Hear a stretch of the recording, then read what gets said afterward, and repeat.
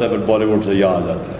ایک third hand culture promote ہو رہا ہے. میں اس لیے چاہتا ہوں کہ کوئی پتہ تو چلے ہمارے بچوں کو, نوجوانوں کو, کہ فرق کیا ہمارے میں, کہ ہمارا بھی ایک کلچر ہے, تو اس میں بھی رومانس ہے, اس میں بھی تاریخ کا حصہ ہے, لیکن اس کے اندر اپنی اسلام کے ویلیوز دکھائے گئے ہیں. اور بدقسمتی سے جو مجھے بڑا افسوس سے کہنا پڑتا ہے, جو میں دیکھ رہا ہوں یہ بالی ووڈ سے ایک بالکل, بالی ووڈ میں بھی کبھی آج سے 30-40 سال پہلے آپ کبھی اس طرح کی فحاشی نہیں دیکھتے تھے. اب وہ اتنا گند آ گیا ہے.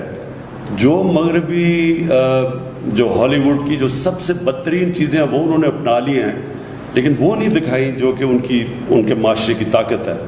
تو اس کا بڑا برا اثر ہمارے بچوں پہ پڑ رہا ہے, اور اس کا بڑا برا اثر اسکولوں کے پر پڑ رہا ہے. ڈرگ کلچر ڈیولپ ہو رہا ہے, ہماری سیکس کرائمز بڑھ رہی ہیں, بچوں کے خلاف کرائمز بڑھ رہی ہیں جب آپ ایک معاشرے میں اس طرح کی فحاشی پھیلاتے ہیں. تو میں یہ چاہ رہا ہوں کہ ایک مختلف کلچر دکھایا جو لوگوں کو بتائے کہ اس کے علاوہ بھی کوئی ایک طرز زندگی تھی, ایک کلچر تھا, ایک ویلیوز تھے, کیونکہ وہ یہ ڈائریکٹلی امپیکٹ کرتا ہے فیملی سسٹم کو.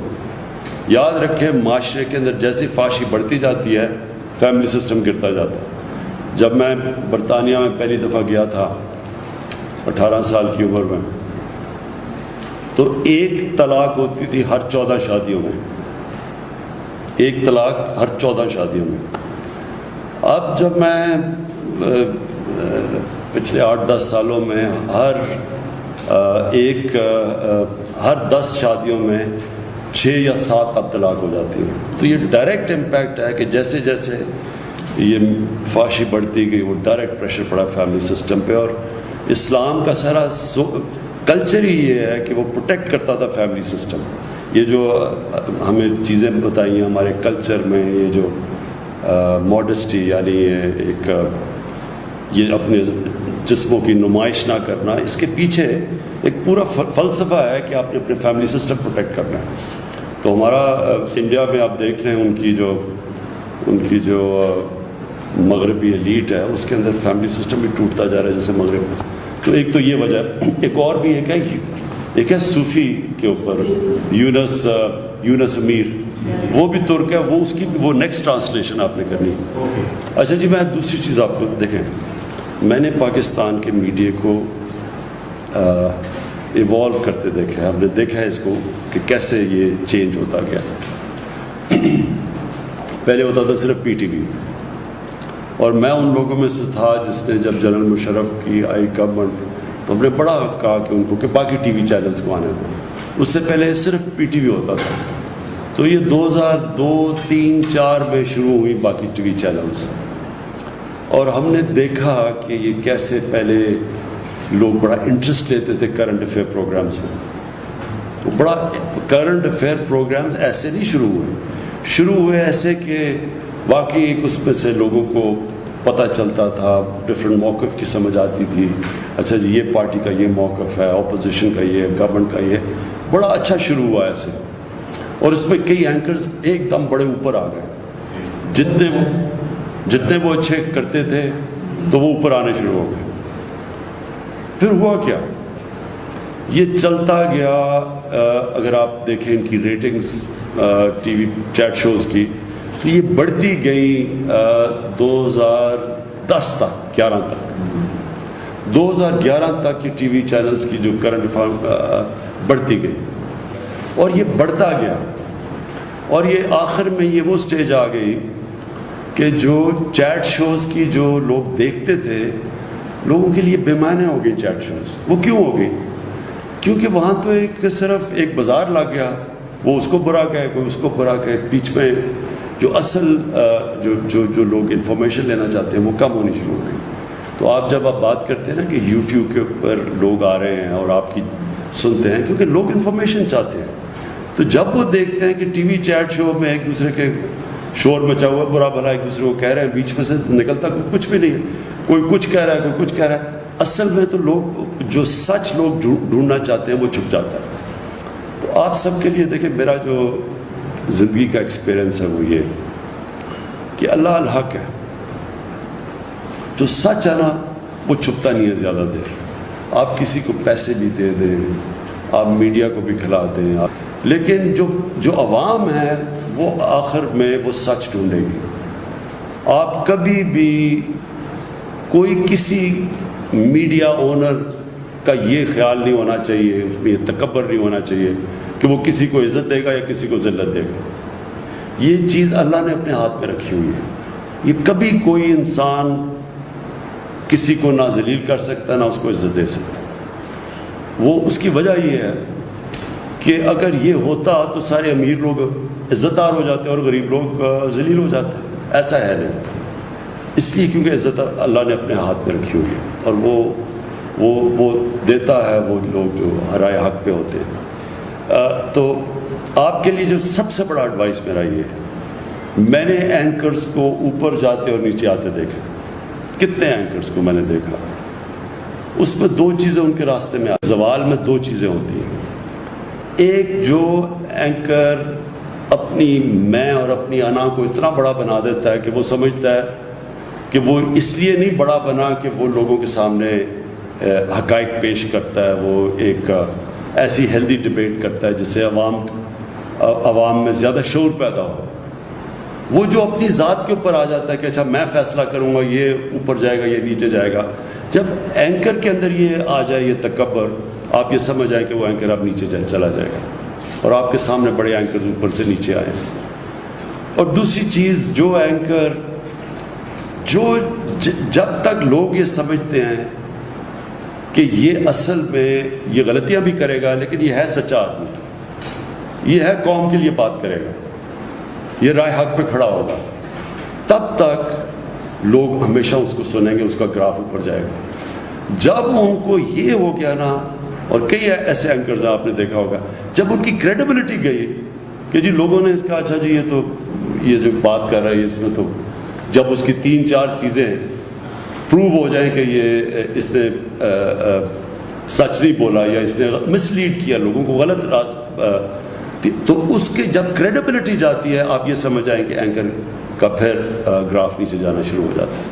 تو آپ کے لیے تو بڑا امپورٹنٹ ہے یہ جو آپ کے لیے. اچھا لوگ بڑی جلدی فیصلہ کر لیتے ہیں کہ یہ ملک کے لیے کون کھڑا ہوتا ہے, کہ جو بھی ہوگا یہ چاہے گورنمنٹ اگر سچ بولے گی تو گورنمنٹ کے ساتھ ہوگا, اپوزیشن بولے گی اپوزیشن کے ساتھ ہوگا.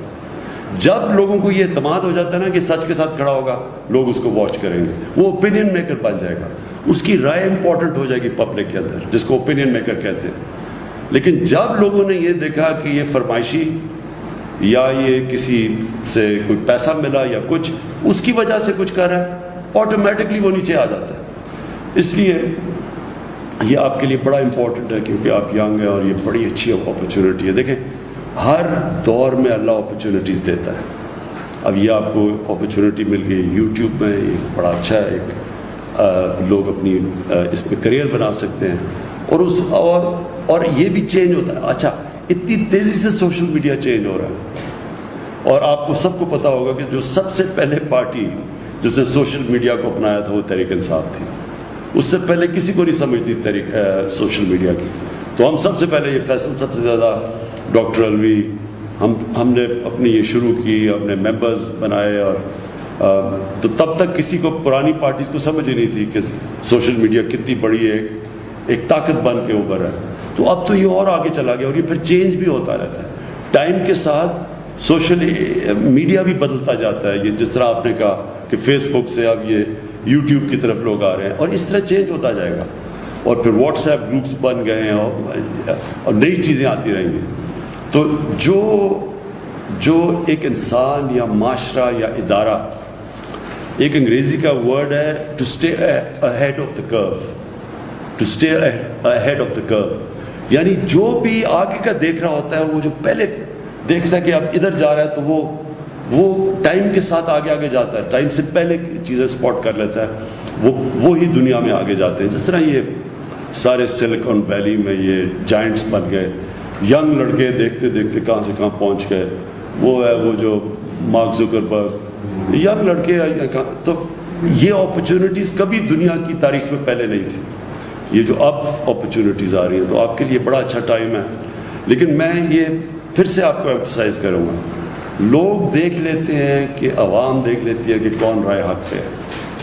آج نہیں, تھوڑی دیر کے لیے لوگ, وہ ایک ابراہیم لنکن کی سینگ ہے, بڑی اچھی سینگ ہے کہ تھوڑی دیر آپ سب کو پاگل بنا سکتے ہیں, اور سارا وقت صرف آپ تھوڑے سے لوگوں کو پاگل بنا سکتے ہیں. لیکن سارا وقت کوئی بھی آج تک سارے لوگوں کو پاگل نہیں بنا سکا, کیونکہ اللہ الحق ہے. اور یہ جو کرونا ہے, یہ یاد رکھیں بہت بڑا امتحان اللہ نے ہمیں نہیں, پاکستان ہی نہیں, ساری دنیا پہ بہت بڑا امتحان دیا. اس کے اندر جو سب سے امپورٹنٹ چیز یہ ہے, ہمارے جیسے ملکوں کے لیے, ہندوستان کے لیے, بنگلہ دیش کے لیے, ساؤتھ افریقہ کے اندر ملک ہیں جدھر غربت ہے, جدھر وہاں بھی کچی آبادیاں ہیں, ادھر ایک بالکل مختلف امتحان ہے بنسبت یورپ, چائنا, امریکہ, وہاں بالکل مختلف چیلنجز ہیں. تو اس لیے اس کے اندر جو ہمارا ملک نکلے گا, یہ بڑا ضروری ہے کہ ہم ایک قوم بن کے اس امتحان میں سب ہم امتحان میں شرکت کریں. ہماری پوری کوشش ہے کہ سب جو لاک ڈاؤن کی وجہ سے بیچارہ ہمارا جو کمزور طبقہ اس وقت مشکلوں میں پڑ گیا ہے, کبھی بھی ایسی بے روزگاری نہیں تھی. اور امریکہ میں بے روزگاری کا مطلب ہی کچھ اور ہے, کیونکہ وہاں تو بے روزگار ہوتا ہے تو وہ آ جاتا ہے سوشل سیکیورٹی پہ, اس کو حکومت پیسے دینا شروع کر دیتی ہے, سب رجسٹرڈ ہے. ہمارا 75-80% جو ڈیلی جو دیہڑی دار ہے, وہ جب بے روزگار ہوتا ہے تو اس کی تو کسی کے پاس رجسٹریشن ہے ہی نہیں, کوئی اس کا ریکارڈ ہی نہیں ہے. وہ جا کے گھر بیٹھ جاتا ہے, اس کی دیہڑی پہ وہ اس کی فیملی ڈپینڈ کرتی ہے, بچے, اس کی بیوی ڈپینڈ کرتے ہیں کہ جا کے کھانا لے کے آئے یا پیسے ہوں, تو ان کے لیے اس وقت بہت مشکل ہے. جس کی وجہ سے میں ہمیشہ سمجھتا تھا کہ ہمیں لاک ڈاؤن مختلف طریقے سے کرنا چاہیے تھا, یعنی شادیاں, کالجز, یونیورسٹیز, میچز وغیرہ جدھر لوگ جمع ہوتے ہیں وہ تو بند کر دینے چاہیے تھے, لیکن ہمیں کاروبار نہیں بند کرنا چاہیے تھا. اس میں سوچ سمجھ کے کاروبار کے اندر مثلا دکانیں بھی ہم 1-2-3 دکانیں چھوڑ کے ان کو کھول دیتے اور پھر یعنی روٹیٹ کرتے تھے تاکہ روزگار چلتا رہتا. یہ چھاپڑی والے, ان سب کو ہمیں کرنا چاہیے تھا. لیکن ایک دم جو سب کچھ بند ہو گیا, اس سے ہمارے جیسے معاشرے میں بڑی مشکلات میں لوگ پڑے ہوئے ہیں. تو اب ہم سلیکٹو کا کھول رہے ہیں, کنسٹرکشن کھول رہے ہیں, کاروبار کھول رہے ہیں, لیکن اس کو کھلتے بھی ٹائم لگے گا, اور تب تک بڑی مشکلات میں لوگ, جس کی وجہ سے ہم کوشش کر رہے ہیں کہ ہم یہ احساس کیش پروگرام سے اور بھی پروگرامز کر رہے ہیں تاکہ ہم لوگوں تک پہنچ سکیں. لیکن سب سے پہلے تو آج کوئی بھی دنیا میں نہیں کہہ سکتا کہ کرونا کب قابو میں آئے گی, کوئی بھی نہیں کہہ سکتا. تو جو ساری دنیا کوشش کر رہی ہے کہ کرونا کے ساتھ گزارا اب ہم کیسے کریں گے, کرونا بھی ہو اس کو بھی روکیں, لیکن ہمارا کاروبار بھی چلتا رہے تاکہ ہمارے بچارے لوگ بھوکے نہ مریں. تو ہمارے لیے اب سب سے بڑا یہ چیلنج ہے.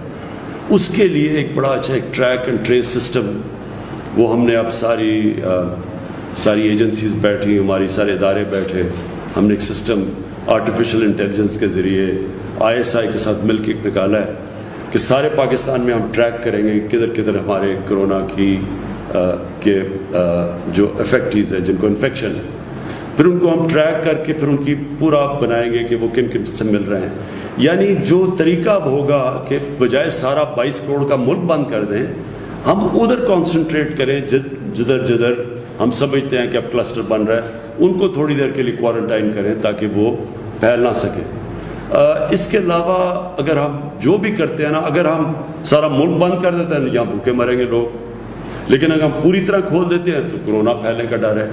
تو اس لیے ایک بیچ کا نظام یہ لے کے آ رہے ہیں, اور اس کے اوپر ہم پوری کوشش کر رہے ہیں, اور یہ انشاءاللہ اسی طرح آگے بڑھیں گے. جو ہر کرائسس ہوتا ہے نا, اس میں اللہ نے ایک ایسا نظام بنایا ہوا ہے کہ اس میں اگر انسان اپنا عقل استعمال کرے تو اس میں موقع بھی بڑے مل جاتے ہیں, اور کرائسس کے اندر کئی بڑی زبردست چیزیں ہو جاتی ہیں, کیونکہ انسان کو اللہ نے بنایا ایسا ہے. ایک انگریزی کا فریز ہے, necessity is the mother of invention. جب آپ پھنس جاتے ہیں نا, تو اللہ نے ہمارے میں اتنی صلاحیتیں دی ہیں کہ اگر ہم اپنا ذہن استعمال کریں تو اس میں سے راستے نکلاتے ہیں. تو تو اس میں سے ایک یہ راستہ ہے کہ جو ٹیلی ایجوکیشن ہے، دوسرا ٹیلی میڈیسن، کہ ہم سب تک تو نہیں پہنچ سکتے لیکن ہم ٹیلی ویژن کے ذریعے ریموٹ علاقوں میں لوگ ٹی وی کے اوپر سامنے آئیں. یہ ٹیکنالوجی بڑھ چکی ہے تاکہ وہاں یہاں بھی ڈاکٹر بیٹھا بیٹھا ادھر ان کو اوپینین دے کہ آپ کو یہ بیماری ہے، یہ آپ یہ کریں جو بھی.